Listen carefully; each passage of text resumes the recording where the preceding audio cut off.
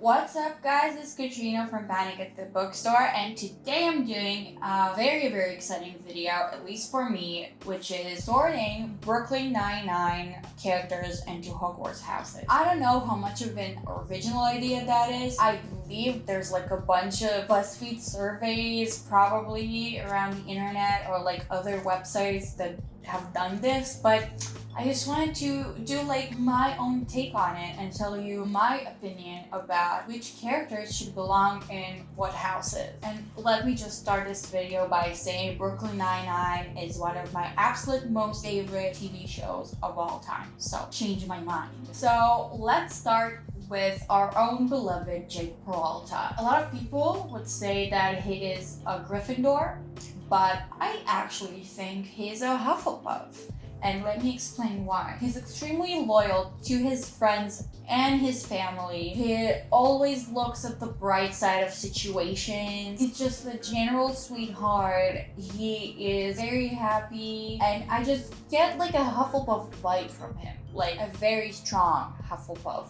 vibe from him. Next up is Amy Santiago, which I think is a Slytherin, which, by the way, I'm a total Slytherin, so house pride. At first, I was like, yeah, Amy, a Ravenclaw. But then I thought about the fact that every time there's like some game or anything, she's always so competitive and always wants to be the best. Like her character is pretty much based on the fact that she wants to become captain someday. So she sometimes makes very bad decisions to benefit her. Maybe decisions that hurt other people, just because it's her personality and she's really competitive.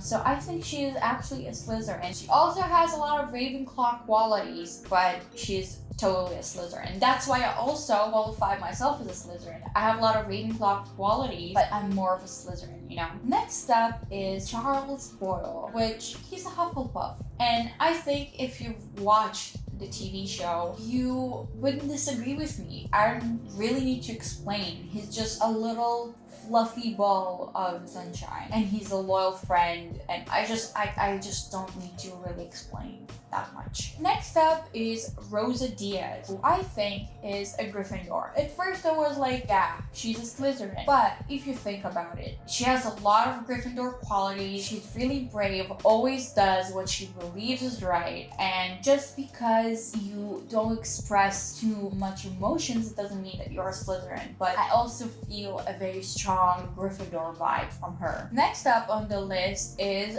Terry Jeffords, who I think is a Hufflepuff. Again, like with Charles, I don't think I really need to explain why he's a Hufflepuff. I think a lot of people will agree. He does have a lot of Gryffindor qualities, but I think he's a Hufflepuff. He's just like a huge teddy bear. Like he always cares for his friends and family, and again, huge Hufflepuff vibe. So next up is Holt, who is clearly Slytherin. First I was like, yeah, Ravenclaw, but then I thought about the fact that everything he does is usually to benefit his family or to ensure him going up in ranks, and he's always has his like huge plans for his life and just like a vibe. Again, with each character, I'm getting a certain vibe for a certain house. So Holt is clearly a Slytherin. And now next up on our list, which one of my personal favorites and just universally beloved, Gina,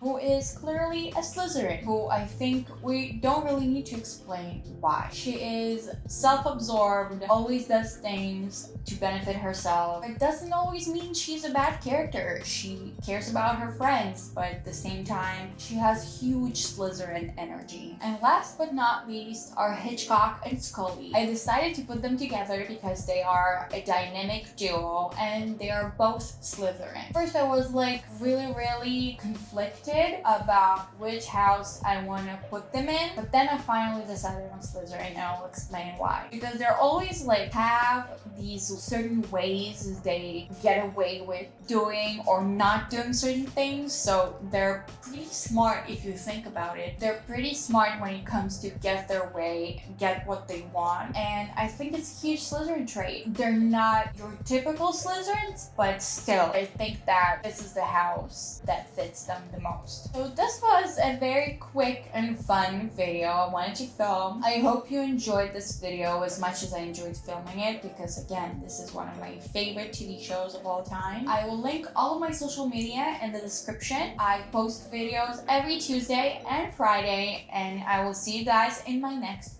video. Bye!